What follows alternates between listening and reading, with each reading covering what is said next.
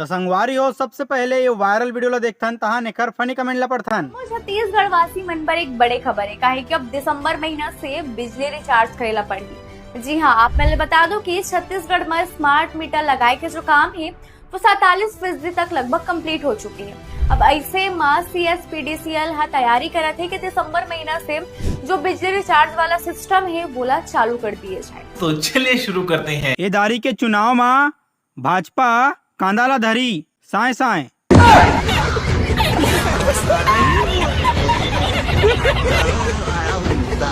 जो अपने घर के स्मार्ट मीटर को उखाड़ कर फेंकना चाहते हैं वही बस लाइक करे ताकि रिचार्ज करना ना पड़े। भाजपा हटाओ छत्तीसगढ़ बचाओ।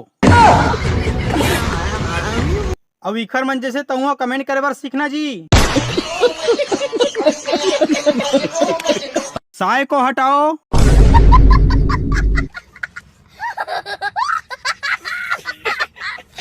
इस बार बीजेपी साफ।